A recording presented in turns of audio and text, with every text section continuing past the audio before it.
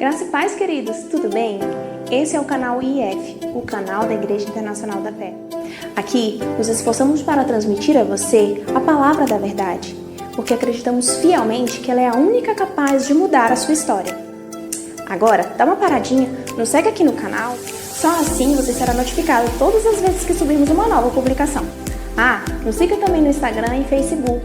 Somos uma igreja que ama ao Senhor e por isso estamos constantemente falando desse amor em nossas redes sociais.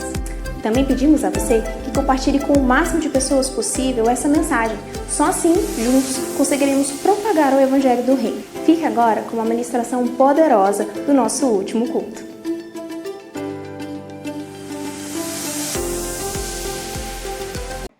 Amém, povo de Deus? Amados, hoje nós vamos começar uma série falando sobre escatologia. Quando nós começamos esse ministério, alguns anos atrás, o Senhor nos falou ao coração que devíamos falar sobre esses assuntos. E ao longo dos anos nós fomos nos aperfeiçoando cada vez mais e mais. E graças a Deus temos um bom conhecimento, a igreja aqui tem um bom conhecimento para falar desse assunto. Ok? E eu até pensei que ano passado nós tínhamos ficado, a primeira vez que nós tínhamos ficado sem um assunto, mas nós não ficamos não. Eu estava me lembrando que ano passado nós falamos potentemente sobre as 7 igrejas do Apocalipse. Então nós não passamos batido, mais um ano que nós falamos desse assunto, amém? Glória a Deus. Então escatologia, amados, é nada mais, nada menos do que o estudo das últimas coisas ou das coisas futuras. E escatologia, abra sua Bíblia comigo lá em Hebreus. Hebreus capítulo 6, por favor. Glória a Deus. Deus é muito bom.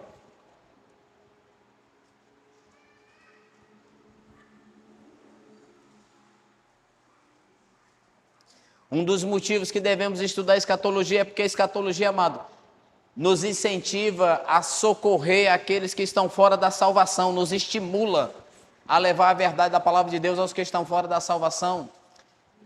Ela exorta, a escatologia exorta o crente a viver uma vida de santidade, ainda mais nesse tempo final que estamos vivendo. Você achou Hebreus capítulo 6? Achou? Mas o apóstolo, quando escreveu a carta aos Hebreus, ele faz uma asseveração no 6, falando em que o tempo decorrido, o tempo passado que eles tinham de crentes, ao invés deles terem evoluído, eles não tinham evoluído muito. E o apóstolo diz que havia coisas mais profundas a falar, mas não podia falar essas coisas mais profundas com eles, porque eles tinham evoluído pouco espiritualmente. E ele fala no 6 a respeito desse progresso, ele diz assim, desse progresso que estava retardado, ele diz assim, Hebreus 6, do versículo 1, por isso, pondo de parte os princípios elementares da doutrina de Cristo, deixamo-nos nos levar para o que é perfeito, não lançando de novo base do arrependimento de obras mortas e da fé em Deus, o ensino de batismos, da imposição das mãos, da ressurreição dos mortos e do juízo eterno. Isso faremos se Deus permitir. O que o apóstolo está dizendo aqui é que esse assunto aqui, para aquele momento, era inviável tocar nesse assunto, por quê? Porque esses assuntos eram a base elementar da igreja primitiva. Escatologia, amados, era um assunto base, era um assunto primordial da igreja primitiva. Vocês estão entendendo? Não é como a igreja de hoje. A igreja de hoje, a maior parte da igreja, ela não sabe o passo a passo do que está para acontecer. A maior parte da igreja não conhece sobre arrebatamento, como arrebatamento vai acontecer. A maior parte da igreja não conhece sobre milênio. A igreja de Deus, a gente vê em muitos lugares que as pessoas têm dúvidas sobre sua própria salvação. Há uma série de dúvidas. Ao passo que na igreja primitiva, escatologia era uma coisa resolvida, era o básico do básico. E a gente percebe que a doutrina de Cristo hoje não é muito acentuada para as pessoas. E essas coisas aqui que ele está falando, olha só. Arrependimento de obras mortas, da fé em Deus, o ensino de batismo, imposição das mãos, isso era a doutrina básica da igreja primitiva. Ressurreição de mortos e juízo eterno. E ele fala assim, isso faremos se Deus o permitir. Se houvesse um espaço eles voltariam a falar esse assunto, mas eles queriam falar de coisas maiores. Amém? Então é necessário que a igreja entenda sobre essas coisas dos finais dos tempos. A igreja precisa entender, tudo bem? E nós vamos começar por aquilo, nós vamos começar pelo Evangelho de Mateus, tá? Nos outros evangelhos também tem algumas coisas sobre os finais dos tempos, mas nós vamos pegar o livro de Mateus, o Evangelho de Mateus, e vamos ver algumas coisas lá. Vamos até Mateus, no capítulo 13. Mateus, capítulo 13. Existem algumas parábolas de Jesus que falam dos finais dos tempos. Eu não vou me ater a essas parábolas, a não pelo menos todas. Mateus, capítulo 13. Glória a Deus. Deus é muito bom. Estamos crescendo. Estamos crescendo, graças a Deus. Ele opera em nós o querer e o efetuar. Aleluia. No capítulo 13, no versículo 24, você tem uma parábola chamada a parábola do joio, certo? Do versículo 24 até o versículo 30. E a explicação dessa parábola está bem aberta, está bem fácil de entender. Está no versículo 36 até o versículo 43.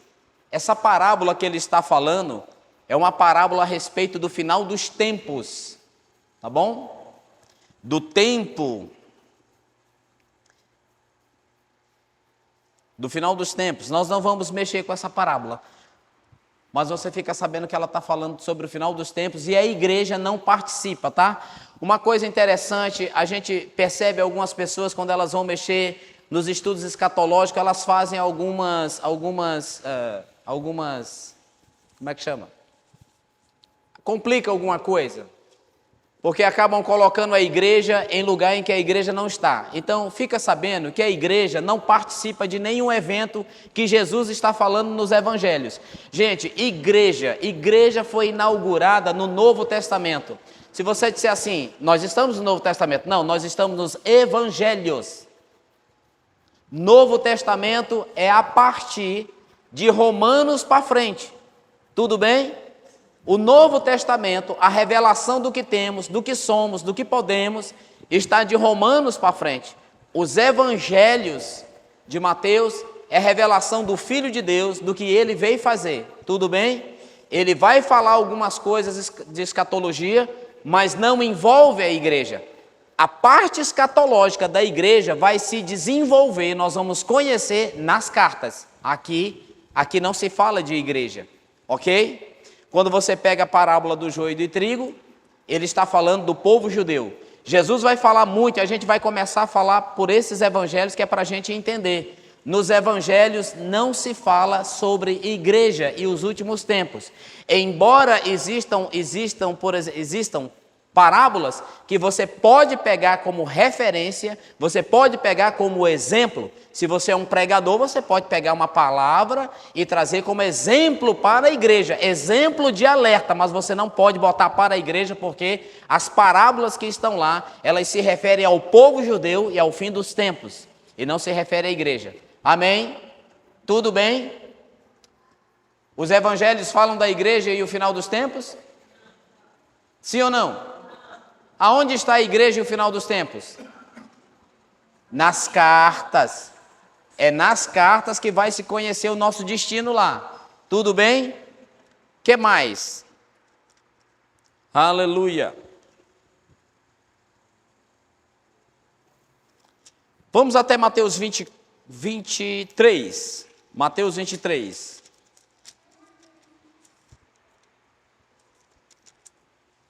Achou Mateus 23? Amados, Mateus 23, Jesus tem uma fala extensa. E nessa fala extensa você percebe que ele está confrontando as autoridades religiosas judaicas. Ele começa a falar com o povo e dizer para o povo não imitar as obras, né, ou as atitudes das autoridades judaicas. Ele está falando isso, tá certo? É um confronto muito grande. Lá por volta do versículo 33 ele diz, raça de víboras, como escapareis da condenação do inferno? Então assim, está um confronto muito grande. Por que esse confronto? porque as autoridades religiosas que eram responsáveis por ensinar a verdade ao povo estavam corrompidas. Eles ensinavam uma coisa para o povo, mas eles mesmos não praticavam o que ensinavam. E no decorrer do discurso, no decorrer dessa fala, ele vai chegar no versículo 37.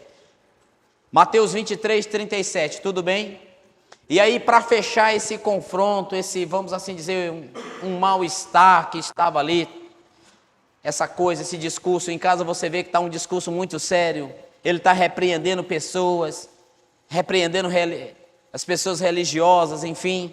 Mas quando ele chega no 37, ele começa a falar sobre o final dos tempos, e ele vai dizer uma coisa assim: Jerusalém, Jerusalém, que mata os profetas e apedreja os que te foram enviados. Quantas vezes eu quis reunir os teus filhos, como a galinha ajunta os seus pintinhos debaixo das suas asas, e vós não quiseste. Eis que a vossa casa ficará deserta. Declaro-vos, pois, que desde agora já não me vereis, até que venhais a dizer: bendito o que vem em nome do Senhor. Então ele sai daquele confronto que ele estava tendo com aquelas autoridades, e ao mesmo tempo exortando ao povo, para que até ouvisse o ensino deles, mas não seguisse a sua postura, as suas ações. E ele entra falando isso. Ele diz: Jerusalém, Jerusalém, que mata os profetas e apedreja os que te foram enviados. Ao longo do Antigo Testamento isso aconteceu muitas vezes. Isso você pode ver no livro, por exemplo, de Jeremias, e outros casos do Antigo Testamento em que profetas foram enviados e eles foram maltratados. Quando a gente lembra de 1 Reis, é isso mesmo, 1 Reis, 2 Reis, a gente não lembra lá de um rei casado com uma rainha chamada Jezabel? E lá não diz que Jezabel mandou matar os profetas do Senhor? E de fato ela mandou matar muitos profetas do Senhor. Então não somente o caso de Jezabel, mas em muitos outros casos aconteceu dos profetas do Senhor terem sido mortos por reis que estavam andando em desobediência. Então Jesus agora está fazendo referência a isso, está dizendo: Jerusalém, Jerusalém, que mata seus profetas e apedreja os que te foram enviados.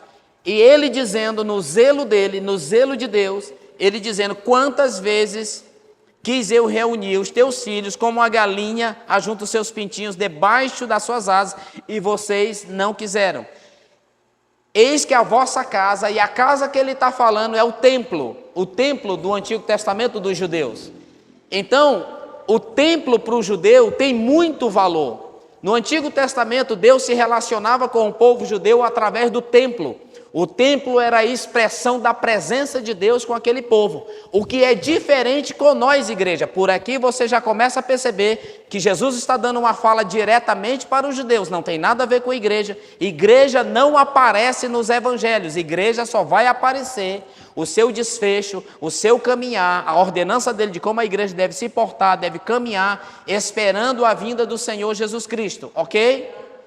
E aqui ele está falando: eis que a vossa casa ficará deserta. E essa casa não é a terra de Israel, mas é o templo a qual eles tanto estimavam. Esse templo, anos mais tarde, ele vai ser destruído. Ele diz: a vossa casa ficará deserta, e vos declaro que desde agora já não me verei mais, até que venhais a dizer: bendito o que vem em nome do Senhor. É importante depois você ver esse vídeo de novo, são muitas informações, mas são informações bem simples. Então, o povo judeu na época da grande tribulação estará em grande aperto. O povo judeu vai estar em grande aperto. A massa do povo judeu não reconhece Jesus Cristo até agora como seu Senhor e seu Salvador. Vocês sabem disso, não é? Apenas poucos judeus reconhecem Jesus Cristo como Senhor e Salvador. Mas na grande tribulação eles vão ler essas passagens e eles vão crer no Messias. Não todo Israel, mas grande parte do povo judeu se converterá ao Senhor Jesus na grande tribulação. E quando eles estiverem em aperto, os exércitos confederados de todas as nações do mundo invadirem a terra de Israel para destruir aquele povo, então aquele povo, o povo convertido, o povo que se converteu ao Senhor Jesus, segundo o modelo que nós nos convertemos também. Esse modelo de receber Jesus, de reconhecer que Jesus é nosso Senhor e nosso Salvador, é o mesmo modelo para o judeu. O judeu também precisa caminhar no mesmo caminho que nós caminhamos, de entregar a nossa vida a Jesus, de reconhecê-lo, de fazê-lo como nosso único Deus e Senhor. o que eles ainda não fazem. Eles não reconhecem até o presente momento Jesus Cristo como Senhor e Salvador. Andam segundo a lei do Antigo Testamento e não andam segundo a nova lei que nós temos, a lei do amor. Vocês entendem isso? Então esse povo, na época da grande tribulação, no final da grande tribulação, eles estarão num tremendo aperto, estarão acuados sobre a mira do exército do anticristo. Ok? Então eles vão clamar, haverá um momento em que eles vão clamar e eles vão dizer isso na língua deles: bendito que venha em nome do Senhor. Quando eles disserem isso, então Jesus Cristo virá. Jesus Cristo aparecerá e será o fim da grande tribulação, onde ele aparece para salvar Israel. E quando ele vir, tá? Todas essas informações que a gente está tendo agora, elas não estão soltas. Todas essas informações ao longo das quintas-feiras, elas vão todas se assentando, você vai entender todas elas. Mas no fim da grande tribulação, quando eles estiverem acuados e estiverem falando isso, bendito que vem em nome do Senhor, reconhecendo que Cristo é o único Salvador, então Cristo vai aparecer, colocar o fim na grande tribulação, colocar o fim naquele aperto que Israel está passando. E ele virá com seus santos anjos, mas ele virá com a sua esposa também. E quem é a esposa de Jesus? É a igreja. Até o presente momento, a igreja é noiva. Mas quando Jesus vir no fim da grande tribulação, ele vem com a sua esposa. Nós vamos entender que ela já não será mais noiva, já é esposa, já está casada com o Messias. Deu para entender? Glória a Deus. Tá bom para você? Tá tranquilo? Diga escatologia. Apocalipse. Diga Apocalipse. Não é para ter medo. É para ter prazer. Aleluia. Então é isso. E com esse ensino você vai salvar muitas pessoas.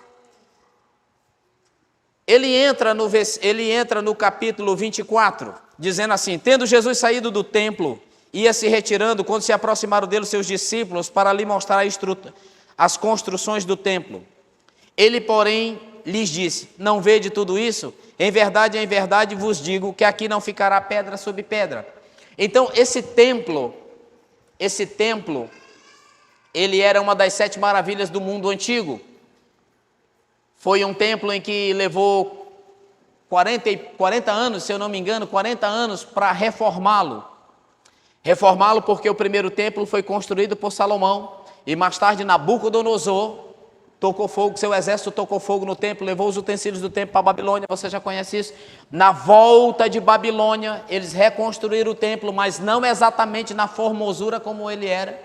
E houve uma profecia em Ageu, se eu não me engano, que diz assim: a glória da segunda casa será maior do que a... Mas essa profecia não era relatada para o templo. Essa profecia referia-se a Jesus, porque Jesus disse: destruí esse templo e eu erguerei ele em 3 dias. Jesus estava falando da própria glória dele, não era do templo feito de pedras. Mas de fato esse templo que Herodes levantou, ele era uma das 7 maravilhas do mundo antigo, todo em ouro, por dentro era muito ouro, era muita coisa de Deus mesmo. Deus é um Deus de riqueza, e estava certo que eles fizeram. Eles fizeram aquilo para a glória de Deus.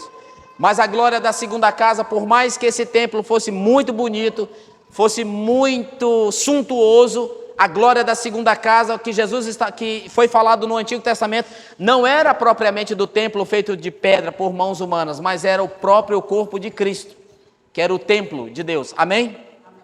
E ele diz aos discípulos, então os discípulos vieram e começaram a falar com Jesus e dizer para Jesus sobre aquela magnitude do templo. Jesus disse: ora, não vede tudo isso? Em verdade vos digo que aqui não ficará pedra sobre pedra. 70 anos depois da morte de Cristo e sua ressurreição, diga morte, mas, pergunte à pessoa ao seu lado: você de fato está aqui? Está?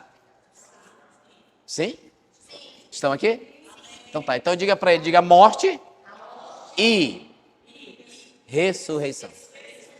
Diga no seu discurso, se você falar de morte, imediatamente fale, exalte a ressurreição. Ok? Então, 70 anos depois da obra que Cristo fez, 70 anos depois, Jerusalém foi sitiada pelo exército romano, e eles invadiram Jerusalém, e o exército romano, para conter aquela rebelião, o mandado era conter aquela rebelião, eles entraram em Jerusalém, conseguiram entrar em Jerusalém, tocaram fogo no templo, e o fogo era tão intenso que o ouro que tinha dentro do templo, ele derreteu e entrou nas frestas daquelas grandes pedras. Então o comando do exército romano disse que era para arrancar pedra sobre pedra, que era para tirar o ouro. E dessa forma se cumpriu a profecia que Jesus disse: não ficará aqui pedra sobre pedra. 70 anos depois, cumpriu-se essa passagem. Aí hoje o que você vê do muro, o que você vê do templo antigo que ficou, foi o muro das lamentações. Não vê lá na televisão? Sim ou não? Sim. E tem uma mesquita lá, no domo da rocha que eles chamam. Ali era o templo que foi destruído pelo exército romano. Os judeus até hoje esperam de alguma forma reconstruir aquele templo. Por que eles querem reconstruir o templo? Eles querem reconstruir justamente porque eles não creem no Messias. Porque a igreja que recebeu o evangelho, esse povo chamado igreja que recebeu o evangelho, esse povo é ensinado pela palavra que o templo do Senhor hoje não é um templo feito por mãos humanas em Jerusalém. Esse povo entende que o templo, a Bíblia ensina que o templo somos nós. Então a presença de Deus estava no templo, no Antigo Testamento, mas hoje a presença de Deus está dentro do ser humano que recebeu Jesus como Senhor e Salvador de sua vida. Tudo bem? Mas o judeu não entende isso. Inclusive, todos, acho que quase todos, ou todo o aparato para construir esse templo já está pronto e espera o momento chave de acontecer uma negociação diplomática. Não entendemos como isso vai acontecer. Eles vão reconstruir o templo. Provavelmente, acredito que quando o templo for reconstruído, nós não estaremos aqui, porque a igreja não vai passar a grande tribulação. Tudo bem? Está muito rápido ou está dando para entender? Porque o tempo voa, ó. Tá bom? Qualquer coisa, você que é estudante, você que ensina sobre escatologia, é só pegar de volta lá no YouTube o vídeo e vai te ajudar muito, ok? No versículo 13 ele diz assim: no Monte das Oliveiras achava-se Jesus assentado, quando aproximaram dele os discípulos em particular e lhe perguntaram: dize-nos, quando sucederão estas coisas e que sinal haverá da tua vinda e da consumação do século?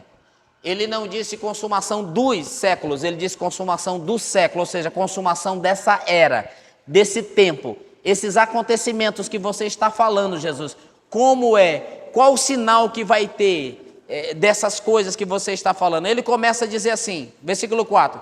Ele lhes respondeu: vede que ninguém vos engane. Eu estou em Mateus 24, no versículo 4. Está corrido, né? É assim mesmo. Acelera aí comigo. Ele lhes respondeu: vede, ninguém vos engane, porque virão muitos em meu nome, dizendo eu sou o Cristo, e enganarão a muitos. Isso é agora? Não, isso é no tempo da grande tribulação, que é um tempo de 7 anos, 3 anos e meio de uma falsa paz, e 3 anos e meio de uma terrível perturbação sobre o planeta Terra. Vocês estão entendendo? Então ele diz, 5, porque virão muitos em meu nome, dizendo eu sou o Cristo, e enganarão a muitos. E certamente ouvireis falar de guerras e rumores de guerra. Não vos assusteis, porque é necessário que assim aconteça, mas não é o fim. Tá bom? Não é o fim. E esses últimos dias, essa palavrinha últimos dias, a gente vai entender. Lá na frente a gente vai entender essa palavrinha últimos dias. Ele está dizendo, está existindo guerras no mundo hoje? Sim, está tendo guerras no mundo hoje. Como sempre existiu, desde a queda do homem começou conflitos na humanidade. Mas isso nada tem a ver com esse momento, isso tem a ver com a grande tribulação, porque na grande tribulação será deflagrada muitas guerras entre as nações, justamente por causa do governo do anticristo, até ele convencer todas as nações de estarem junto com ele. Então haverá muita discórdia entre as nações e vão ser deflagradas guerras, como nunca. Tudo bem? Porque se levantará nação contra nação, reino contra reino, haverá fome, terremotos em vários lugares. A gente vai ver isso no Apocalipse, ele vai voltar a repetir isso. Então, na época da grande tribulação, haverá fome como nunca. Haverá terremotos, a terra estará sobre constante abalos sísmicos. Constantemente ela estará sendo abalada em vários lugares. A fome que vai haver no planeta Terra é justamente por causa das guerras que vão acontecer entre as nações. Todas as nações que entram em guerra, qual a consequência? Carestia, doenças, epidemias, e é o que vai acontecer na grande tribulação. Versículo 8 ele diz: porém, tudo isto é o princípio das dores. Então quer dizer que as dores realmente ainda não é o nosso tempo? Não. As dores realmente, como dores de parto, elas vão acontecer de forma muito intensa, é na grande tribulação. Ok? Então sereis atribulados. Então sereis atribulados. Presta muita atenção no 9, porque ele diz assim, ó, então sereis atribulados, ou sereis perseguidos. Tribulação é a mesma coisa de perseguição. Quem será perseguido, ele está dizendo? Ele está falando com a igreja? Diga, nos evangelhos, Cristo não fala com a igreja. Diga, o destino da igreja. Tribulação, o que vai ser da igreja, está escrito nas cartas. Nos evangelhos, Cristo fala com os judeus. Então ele está explicando aos discípulos, e os discípulos são de judeus, e ele está dizendo, então sereis atribulados, e vos matarão na grande tribulação. Percebe que o povo judeu, desde quando o povo judeu foi criado, há uma terrível perseguição contra aquele povo? Sim ou não? Vocês estão com medo de afirmar alguma coisa, é? A constante perseguição. Por que essa perseguição contra aquele povo? Porque aquele povo, de fato, é o povo de Deus. Amém? É o povo que Deus deu início, é o povo que Deus trouxe o Salvador do mundo. O Salvador do mundo é judeu. Tá bom? Pode assumir isso tranquilamente. Não entendo por que pessoas têm medo de assumir essas coisas. A Bíblia deixa bem claro, desde a história do povo judeu, Deus chamou um homem lá da Mesopotâmia, Abraão, ele foi o primeiro hebreu. Ele e Sara, e dali de Sara deu à luz a Isaac, não é assim? Não é isso mesmo? A Isaac, e dali começou o processo até chegar no Messias. Jesus é judeu. A nacionalidade do Jesus homem, que precisava morrer pelos homens, é judia. Tudo bem? Que mais? Nesse tempo, muitos hão de se escandalizar. Nesse tempo, o povo judeu vai se escandalizar. Por quê? Porque o povo judeu não aceita que esse Jesus é o Messias. Mas a pregação do Evangelho para todas as nações e também para eles, nós vamos ver isso no Apocalipse, e também para eles, a Bíblia diz, João diz que o Espírito Santo é aquele que convence o homem do juízo, do pecado e da justiça. E na grande tribulação, algumas pessoas dizem, mas você não deve pensar assim. O homem só pode receber Jesus como Senhor e Salvador da sua vida por causa da presença do Espírito Santo que acompanha a pregação da palavra. Sem o Espírito Santo, que é o que convence o homem do juízo, do pecado e da justiça, o homem não pode receber Jesus Cristo. Não há como. Então, essa coisa de pensar de que o Espírito Santo não estará na terra na época da grande tribulação é errado. Se ele não estiver operando na terra, ninguém recebe Jesus. Deu para entender? Então os homens vão receber Jesus, haverá salvação na grande tribulação. E um dos povos que será a mira de Deus na época da grande tribulação é o seu povo, o povo judeu. E quando diz aqui no versículo 11, levantar-se-ão muitos, 10, nesse tempo muitos hão de se escandalizar, trair e odiar uns aos outros. A própria comunidade judia vai se trair e se odiar por causa do Cristo. É por causa do Cristo. Não é todo judeu que vai se converter. Tem judeu que vai ficar de fora da salvação. E os que se converterem vão perseguir ferrenhamente os convertidos. Trair-se-ão. Traição de todas as formas vai acontecer. E principalmente a traição de entregar os salvos judeus na mão do exército do anticristo. Ok? Vocês estão entendendo? Parece que vocês estão abismados, mas tudo bem, vamos embora. Versículo 11. Está quase um apocalipse, versículo por versículo, né? Mas, enfim. Ok? Levantar-se-ão muitos falsos profetas e enganarão a muitos. A igreja não tem problemas com falsos profetas. Leia as cartas. E é sempre asseverado a vigilância contra falsos mestres, não contra falsos profetas. O problema que a igreja enfrenta, deve ser vigilante, são falsos mestres. O problema que Israel enfrentou no passado, vai enfrentar na grande tribulação, falsos profetas. Israel tem problemas com falsos profetas. Igreja vigia com falsos mestres. Tudo bem? No versículo 12 ele diz: e por se multiplicar a iniquidade o amor, esfriará de quase todos os judeus. Que amor? Ora, o amor da conversão. Eles vão se converter, haverá uma grande perseguição contra eles e muitos vão esfriar, porque vai se multiplicar muito o pecado. Então, o versículo 12 fica muito complicado a gente aplicar ele para a igreja. Por quê? Por se multiplicar a iniquidade, o amor se esfriará de quase todos. Se dissermos agora, mas o amor está esfriando. Tem gente que está esfriando, mas o amor de Deus derramado em nosso coração, nós que somos igreja, nós que entendemos o que está acontecendo, ele não esfria. Você está frio? Você está frio? Está querendo esfriar?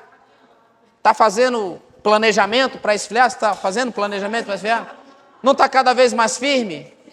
Então pegar esse versículo e botar para a igreja, você coloca a igreja sem conseguir calçar o sapato. Vai apertar a igreja de uma maneira, a igreja vai ficar sem entender. Porque esse versículo, nada, por mais que você veja injustiça, a injustiça que está acontecendo hoje, ela não é diferente da injustiça de todos os tempos. Quem estudou o caráter de Deus comigo, viu a injustiça. Ela não é diferente de todos os tempos. Ela sempre esteve aí. Então ela não é muito diferente de todos os tempos. E o amor, quando ele fala do amor esfriar, ele está falando do amor na comunidade judaica. Porque em nenhum momento nesse texto ele está tratando de outras coisas. Ele está tratando com o povo judeu e dizendo, no futuro vai ser assim. É assim que vai acontecer com o povo judeu. Vocês estão entendendo? No versículo 13 ele diz: aquele, porém, que perseverar até o fim será salvo. O judeu que segurar a sua salvação até o fim, no meio daquela tribulação terrível, não voltar atrás, não negar o Messias, será salvo. E será pregado este evangelho do reino a todo o mundo, para testemunho de todas as nações. Então virá o fim. E o fim desse tempo, o fim da tribulação vai acontecer. Amém? Eu não quero me esticar um pouco aqui, que a gente vai ter outras informações para frente. Deu para entender, povo de Deus? E interessante que ele não para o discurso de falar do que vai acontecer no fim dos tempos. No versículo 15 ele diz assim: Quando essas informações que a gente está vendo aqui, sem muita explicação, não precisa se preocupar, porque ao longo dos estudos, todas elas vão se repetir nas cartas, em outros livros, e aí vai assentando no seu entendimento, tá bom? Olha só, quando, pois, virdes a abominação da desolação de que falou o profeta Daniel, no lugar santo, quem lê entenda, está entre parênteses, olha só, mais uma prova dentro do texto que Jesus não está falando com a igreja, ele está falando com o povo judeu o que vai acontecer no futuro. Então, lá no profeta Daniel, havia uma profecia a respeito disso. Quando, pois, virdes o abominável da desolação, de que falou o profeta Daniel, no lugar santo, o que vai acontecer?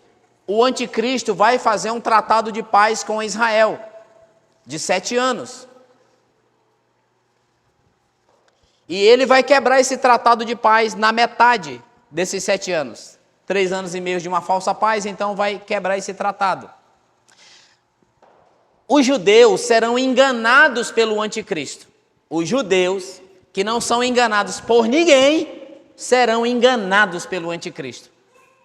Ele fará tão grandes coisas, ele convencerá aquele povo, e esse cara ele vai fazer uma coisa, esse governante mundial ele vai fazer uma coisa. Quando ele quebrar esse tratado, ele vai entrar dentro do templo do judeu, porque quando a igreja for embora, logo vai chegar o tempo de Israel construir o seu templo e voltar a fazer os sacrifícios que se fazia no Antigo Testamento. Por que eles vão fazer isso? Porque eles não conhecem ou não receberam o Evangelho de Jesus Cristo. Por isso que eles vão levantar o templo e vão fazer isso. E na grande tribulação vai começar um evangelismo em massa de todas as nações e principalmente dos judeus. E muitos judeus vão se converter. Quando ele quebrar o pacto, está ecoando para mim. Quando ele quebrar esse pacto de paz, o templo judeu já vai estar construído. Ele vai entrar no templo judeu, o que para o judeu é uma abominação. Então ele vai entrar dentro do templo judeu, vai se sentar lá dentro e vai exigir de todas as nações e dos judeus que ele seja reconhecido como Deus. Então os judeus vão ver isso e vão cair a ficha. Nessa época eles devem estar já lendo isso aqui que nós estamos lendo hoje e entendendo claramente o que está acontecendo e o que está escrito. E vão crer no Messias. Vocês entenderam? Então ele está dizendo assim, judeus, quando vocês virem isso acontecer, um homem estrangeiro que vai fazer uma aliança com vocês e vai trair vocês, e ele vai entrar dentro do templo de vocês e exigir ser adorado como Deus, então ele diz, então os que estiverem na Judeia, fujam para os montes. Ele não manda em nenhum momento a igreja fugir para lugar nenhum, nós não somos exortados a fugir. Nós somos exortados a nos santificar e esperar que ele vai voltar para nos buscar. Então nós devemos também entender rapidinho uma coisa aqui, tá bom? O arrebatamento da igreja, ele não tem sinais. Não existe sinais do arrebatamento da igreja. Quando Jesus foi assunto aos céus, ele disse, eis que vou e volto sem demora. Em João ele disse, em João 14 ele disse, na casa de meu pai há muitas moradas, a gente vai entender bem o que foi isso aí que ele disse, entendeu? Então assim, não há sinais. As guerras que estão acontecendo é um sinal para a igreja. Querido, a igreja não espera sinal, a igreja já tem um mandamento do Senhor. Se santifique e me espere que eu volto para buscar você. Amém? A vinda de Jesus no arrebatamento, quando Jesus vier arrebatar a igreja, Jesus não vai pisar na terra, ele vai vir até as nuvens. Então ele não voltou para a terra, ele não voltou. É como se eu fosse, por exemplo, vamos supor que eu programei uma viagem, eu sou de São Luís do Maranhão, vocês sabem que eu sou de São Luís do Maranhão, né? Então minha cidade natal, pronto. Eu vou voltar à minha cidade natal, tá, beleza. Peguei um ônibus aqui, um avião, não sei. Cheguei no meio do caminho, fiquei no meio do caminho, fiquei por lá e depois voltei para casa. Eu cheguei na minha terra? Eu voltei para a minha terra? A mesma coisa Jesus. Quando ele vir buscar a igreja, ele não vai vir aqui. Por isso que nós falamos, nós entendemos o seguinte, A primeira vinda de Cristo foi quando ele veio, nasceu como homem e fez o sacrifício para a humanidade. E voltou para junto do Pai. E a sua segunda vinda será no final da grande tribulação, quando ele vai vir encerrar a tribulação e implantar o reino do milênio. Ele pisará na terra e vai reivindicar quem fez. Caráter de Deus está lembrado disso. Lembra que a gente falou bastante, enfatizou bastante, que Satanás está reinando dentro do tempo de Adão e que esse tempo de arrendamento da terra vai acabar, e esse tempo de arrendamento da terra ele vai acabar no fim da grande tribulação, onde Cristo vai encerrar a tribulação e instaurar o reino do milênio. Amém? É isso que está para acontecer. Então aqui ele diz: os que estiverem na Judéia, fujam para os montes. Os que estiverem no eirado, em cima da casa, na parte de cima da casa, não desça a tirar alguma coisa. Quem estiver no campo, não volte atrás para buscar sua capa. O que ele está dizendo? Fuja para salvar a sua vida. No momento que o anticristo entra no templo judeu, quando a igreja vai estar onde nessa hora? Já vamos aprender desde agora. Onde que a igreja vai estar nessa hora? Passeando? E onde é que Cristo vai estar? Então diga, nesse tempo, desses acontecimentos, a igreja, diga a pessoa ao seu lado, eu estarei no céu. Então não caia nessa doutrina que diz que a igreja vai passar pela grande tribulação, porque nós vamos entender por que ela não vai passar a grande tribulação, tá bom? Então ele diz para o judeu, fuja. Nessa época eles vão abrir a Bíblia nos evangelhos e ver que tudo o que está acontecendo está escrito aqui e as instruções para eles vão estar aqui. E quem estiver no campo não volte atrás para buscar sua capa. Ai das grávidas e das que amamentam das que amamentarem naquele dia. Ai das mulheres grávidas e das que amamentam naquele dia. Por que ai delas? Quando você lê a invasão que aconteceu, algumas vezes aconteceu na terra de Israel, alguém sabe me dizer o que foi que os invasores da terra de Israel fizeram com as mulheres grávidas? Vocês são leitores da Bíblia, gente. Vocês sabem dizer o que aconteceu lá. O que eles fizeram? Partiam as mulheres grávidas ao meio, pessoal. É o que o exército do anticristo vai fazer com eles. Então, por isso que ele está dizendo, ai das grávidas judias desse tempo. Não é das grávidas da igreja. Tem nada a ver com a igreja. E daqui as amamentar naquele dia. Como que uma mulher grávida foge? Como que uma mulher com uma criança pequena foge diante de tamanho suplício? Orai para que a vossa fuga, ele nunca mandou a igreja fugir, mas ele está orientando o judeu. Na grande tribulação você deve fugir para salvar a sua vida. Orai para que a vossa... Orai! Ele não mandou a igreja orar para fugir. Ele ordena em todas as cartas, ele alerta a igreja para que a igreja se santifique. Fique preparada para o momento que ele vir buscar a igreja. Esse povo aqui não é igreja. Por que não é igreja? Porque não recebeu Cristo como Senhor e Salvador de sua vida. Orai para que a vossa fuga não se dê no inverno e nem no sábado. É engraçado que as pessoas não veem isso na televisão, né? Isso aí você tem que procurar. Você sabia que em Israel cai neve? Em Jerusalém cai neve? No inverno é rigorosíssimo. O topo dos montes cai neve. A neve, quando descongela, é uma enxurrada tremenda. É dificultoso. E ele também diz, orai para que a vossa fuga não se dê no inverno e nem no sábado. Eu estava também vendo em Israel, praticamente o Israel moderno hoje mantém as práticas antigas do Antigo Testamento. Tudo para.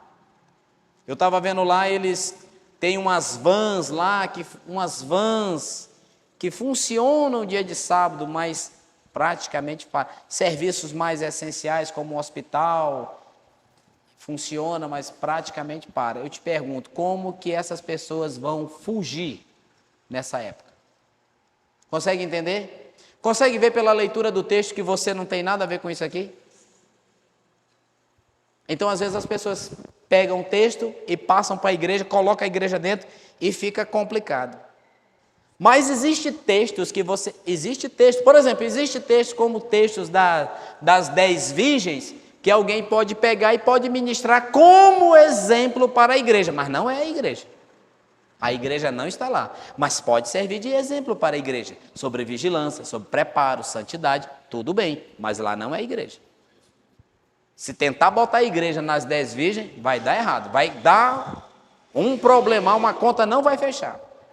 Tudo bem? Está muito depressa? Ó, gente, basicamente é dia de estudo mesmo, a quinta-feira, tá bom? Então vem preparado mesmo.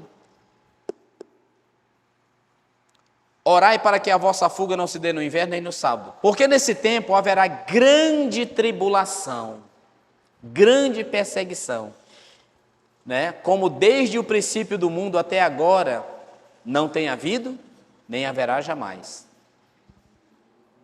Não tivessem aqueles dias, que são os dias futuros, não tivessem aqueles dias sido abreviados, ninguém seria salvo. Mas por causa dos escolhidos, que não é a igreja, é o povo judeu, tais dias serão abreviados. Então, se alguém vos disser, eis aqui o Cristo, ou ele ali, não acrediteis, porque surgirão falsos cristos e falsos profetas, operando grandes sinais e prodígios para enganar, se possível, os próprios eleitos, que é de novo o povo judeu. Tudo bem?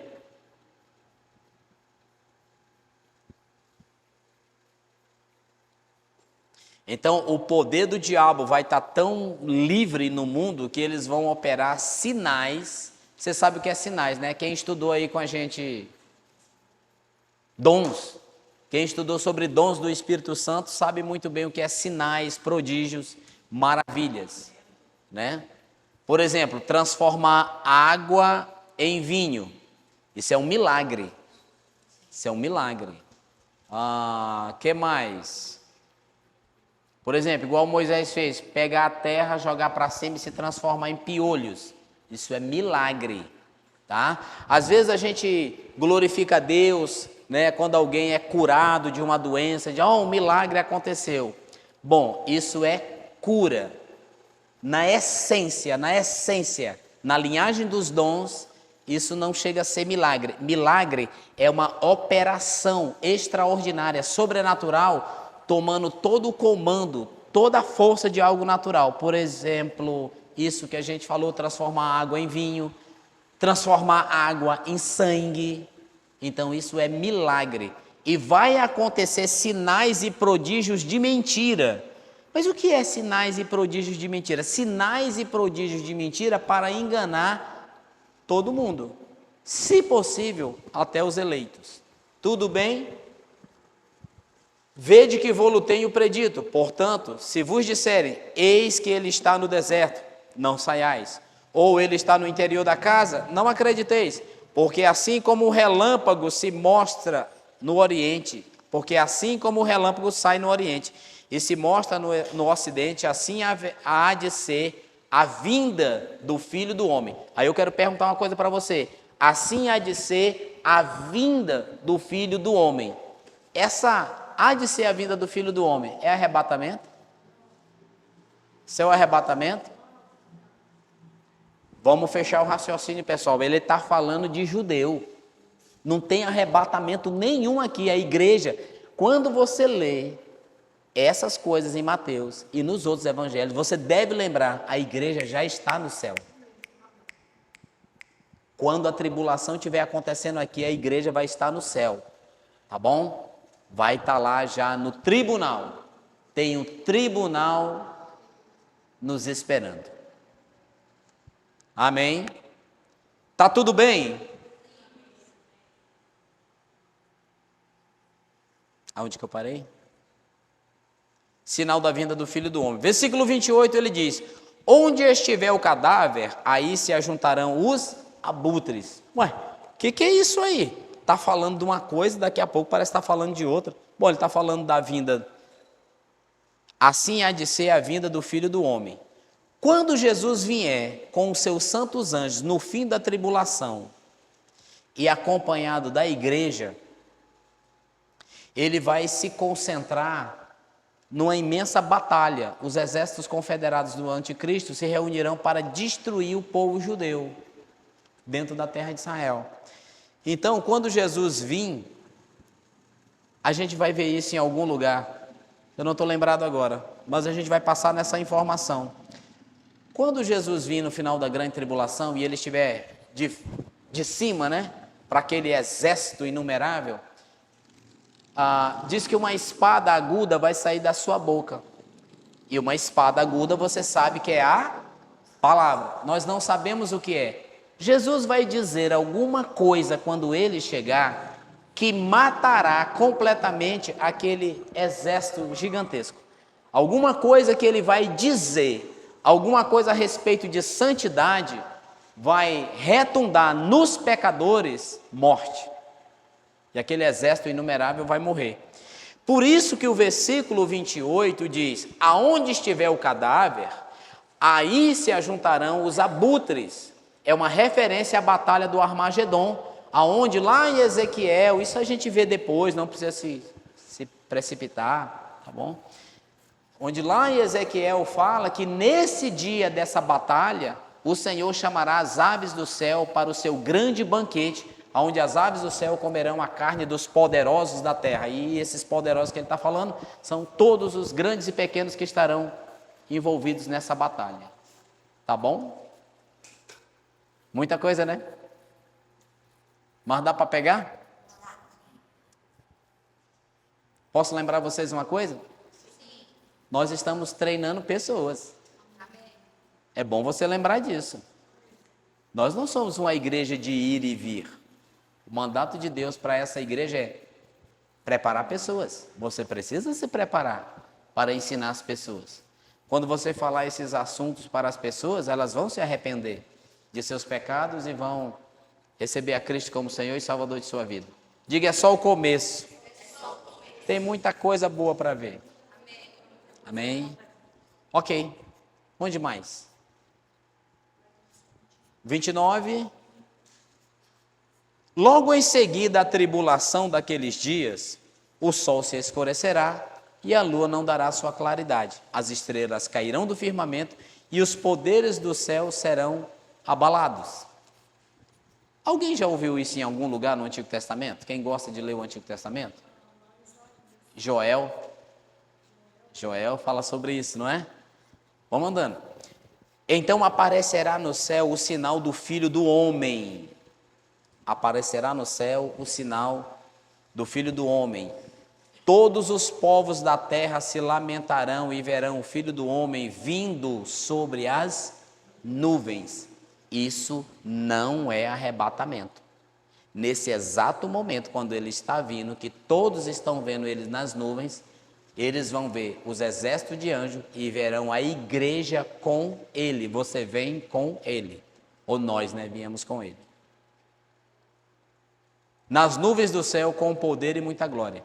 Ele enviará os seus anjos com grande clangor de trombeta, os quais reunirão os escolhidos dos quatro ventos, de uma extremidade, de uma outra extremidade do céu. Escolhidos. Quem é esses escolhidos? Quem é esses escolhidos? É a igreja. É o crente? Não. Os judeus. Então ele está dizendo que quando ele vir, ele vai enviar os anjos dele que vai reunir os judeus em todos os lugares. Magnífico uma coisa dessa, né? Em todos os lugares do mundo onde houver judeu, ele será trago à presença do Senhor lá em Israel. Em todo lugar do mundo onde houver judeu, os anjos os levarão para lá. Você percebe que essas coisas extraordinárias, quando a gente entrar no Apocalipse, você vai ver que coisas extraordinárias demais acontecem lá. No tempo da igreja não acontece.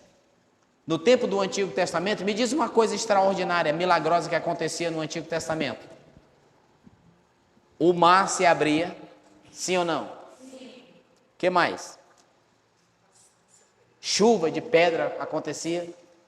Não é verdade? O que mais? Tem mais coisas. Muralhas caíam, se bem que não vai ter muralha caindo no Apocalipse. Mas esses poderes extraordinários que aconteciam no Antigo Testamento, eles não acontecem agora. Essas coisas miraculosas não acontecem agora. Voltarão a acontecer no tempo da grande tribulação. Quando você lê o Apocalipse, você vê lá coisas absurdas como era no Antigo Testamento acontecendo no tempo da grande tribulação. Ok? Então ele diz no 31 que vai reunir os escolhidos dos quatro ventos, de uma extremidade à outra do céu. E isso está falando do povo judeu. Tudo bem?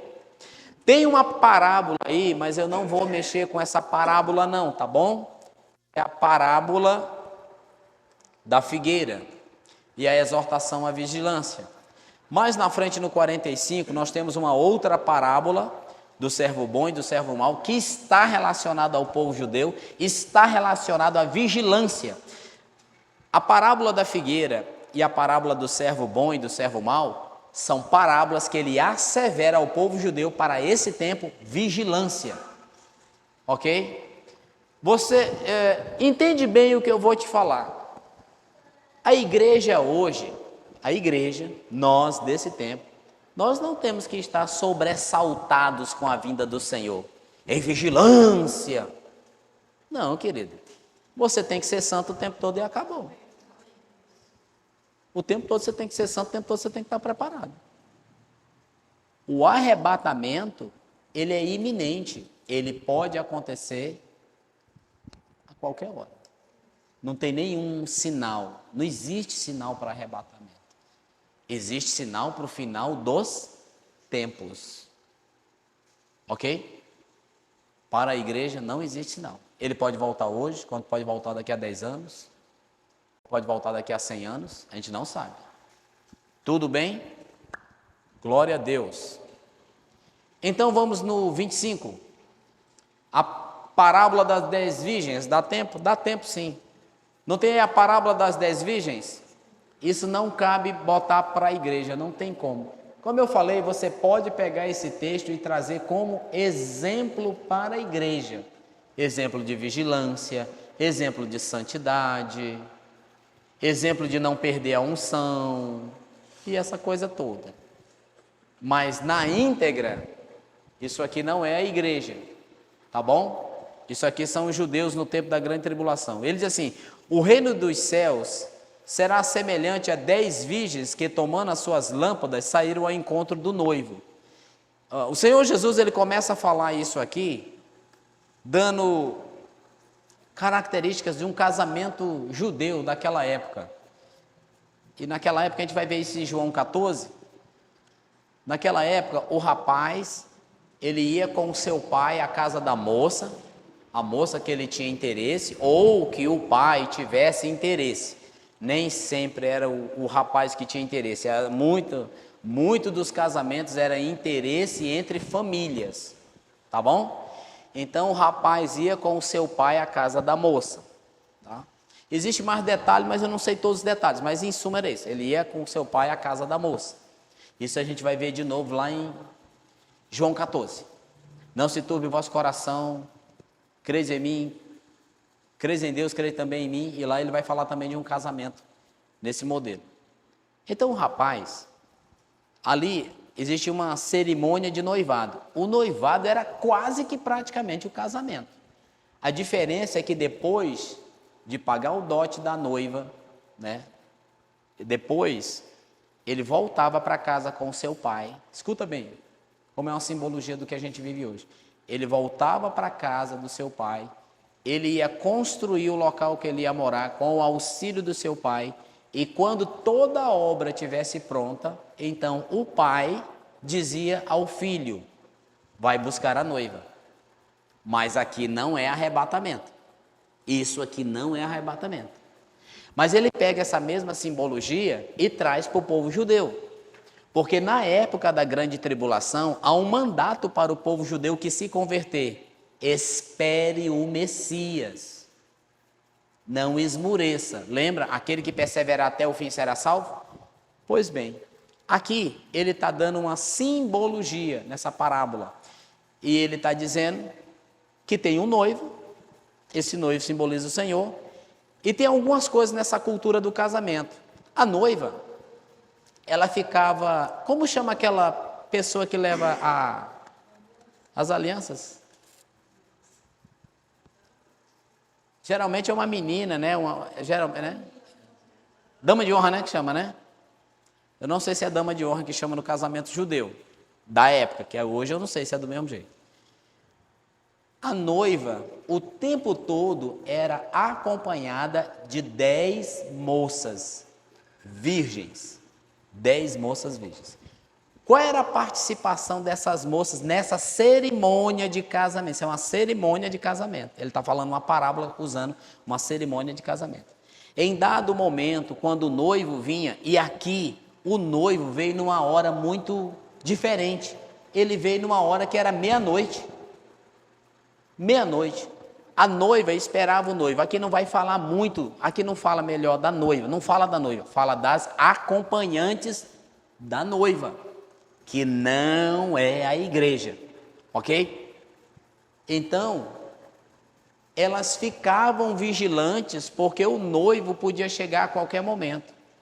E quando o noivo chegava no recinto, na aldeia, lá no local, alguém gritava: eia, saí ao noivo. Quando dizia para sair ao noivo, eram as 10 virgens que iam pegar suas lâmpadas com azeite, as suas lamparinas, e iam naquele cortejo escoltando o noivo. Eu não sei se tinha danças, músicas, mas acredito que sim. E ia escoltando o noivo até a casa da noiva. Era um ritual. Elas precisavam ser virgens e vigilantes, porque ele podia chegar a qualquer momento, o noivo. Nessa simbologia que ele está falando, ele está dizendo que havia 5 nércias e 5 prudentes. 3. As nércias tomaram. Sabe que nércio é a mesma coisa de pessoa sem juízo. Pessoa sem juízo. Não é uma cerimônia? Não é uma coisa séria? Não tem que ser santo? Se bem que a queixa aqui não é que elas não eram santas, é que elas eram loucas, despreparadas. O que dá a entender o quê? Na grande tribulação haverá os judeus preparados, que passarão qualquer coisa, mas irão pagar o preço, vão segurar a sua salvação até o fim, e outros vão abandonar. Isso nada tem a ver com igreja. Isso foi escrito há mais de 2000 anos atrás, foi escrito para o tempo oportuno da grande tribulação, para os judeus. 3. As nércias tomaram as suas lâmpadas, melhor dizendo, 2. Dentre elas eram nércias e 5 dentre elas eram nércias e 5 eram prudentes. As nércias tomaram as suas lâmpadas, não levaram azeite consigo. E aqui a gente não vai ficar conjecturando que o azeite é o Espírito Santo e tal, não. Só dentro da questão do casamento, como funcionava, tá bom? No entanto, as prudentes, além das lâmpadas, levaram azeite nas vasilhas. É interessante que a lâmpada mesmo, hoje, do jeito que ela era no passado, ela é um objeto bem pequenininho assim, ó, feito de barro. Ela cabe óleo puro óleo de oliva, sem mistura. Cabe óleo e tem um pavio aqui. Parece assim uma pequena jarra, que tem um pavio aqui. Essa lâmpada, né? Essa candeia, o óleo que ficava nela era o suficiente para queimar entre 3 e 4 horas. Ou seja, a pessoa que tem a lâmpada tinha que ficar vigilante para recarregar a lâmpada com óleo. Fala com o nosso coração ou não fala? Não, fala com o povo judeu, mas não fala no nosso coração. Seja sempre seja sempre branca as tuas vestes, né? Seja sempre alva as tuas vestes, e jamais falte o óleo sobre a tua cabeça. Então, dá para tirar alguma coisa daqui para a igreja? Dá, só não dá para dizer que é igreja, porque não é a igreja. Ok? Então, o versículo 5 diz: tardando o noivo, foram todas tomadas de sono e adormeceram. À meia-noite, numa hora que ninguém esperava. Uma hora atípica. Mas à meia-noite ouviu-se um grito: eis o noivo, saiu ao encontro. Então se levantaram todas aquelas virgens, prepararam as suas lâmpadas e prepararam as suas lâmpadas. 8. As nécias disseram às prudentes: dai-nos do vosso azeite, porque as nossas lâmpadas estão apagadas. Mas as prudentes receberam: não, para que não nos falte a nós e a vós outras, e diante aos que vendem e comprai. Se preparar em cima da hora não tem condição, né? E saindo elas para comprar, chegou o noivo, e as que estavam apercebidas entraram com eles para as bodas, e fechou-se a porta. Mais tarde chegaram as virgens nécias, clamando: Senhor, Senhor, Senhor, abre-nos a porta. Mas ele respondeu: em verdade vos digo que não vos conheço. 13. Por mais que você queira andar nesse versículo 13, ele não foi escrito para a igreja, ele foi escrito para o judeu. Você não precisa saber que tem que estar preparado. Aqui, o tempo todo que você lê, da hora que a gente começou a ler o Mateus até agora, o tempo todo há uma asseveração ao judeu que ele vigie no tempo, que ele não perca o tempo. Você, irmão, deita e dorme, faz tudo o que tiver que fazer na vida, você sabe que tem que estar preparado. Vigiai, pois, não sabeis nem o dia e nem a hora. Embora ele diga que vem no final da grande tribulação, quem é que lá vai saber? Qual é o final disso? Quem é que vai estar contando o tempo? Ninguém vai estar contando o tempo. E outra coisa, a parábola está dizendo que o noivo demorou demais vir. Ele demorou tanto que elas foram tomadas de sono. Ele demorou tanto. Isso mostra que Cristo pode vir num tempo de muita demora. E as pessoas podem desfalecer. E inclusive a gente pode pegar isso para a igreja. Que já existem pessoas que estão dizendo aquilo que os apóstolos disseram que as pessoas iam dizer no nosso tempo de igreja. As promessas a respeito da vinda já se fala de muitos anos, ele nunca veio e as pessoas estão caindo da fé. Ok? Mas quando você lê as 10 virgens, você sabe, não, ele não está tratando de igreja, não é com a igreja que ele está falando. Vigiai, pois, não sabei a hora, nem não sabei o dia e nem a hora.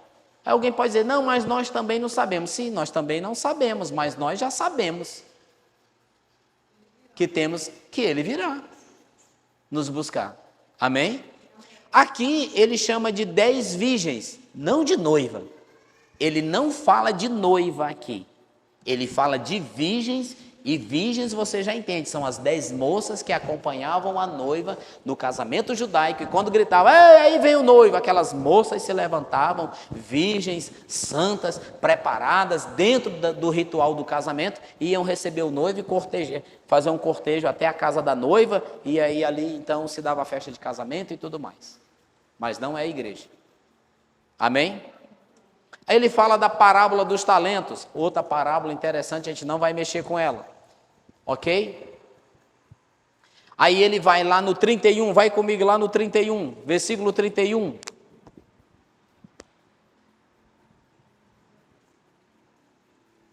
Achou? Aí ele diz assim, ó, o grande julgamento, não é assim que ele está falando? Aí ele volta de novo a falar do quê? Do fim da grande tribulação. Agora ele vai falar do fim da grande tribulação. O que vai acontecer no fim da grande tribulação, tá bom? Isso aí a gente vê semana que vem, tá?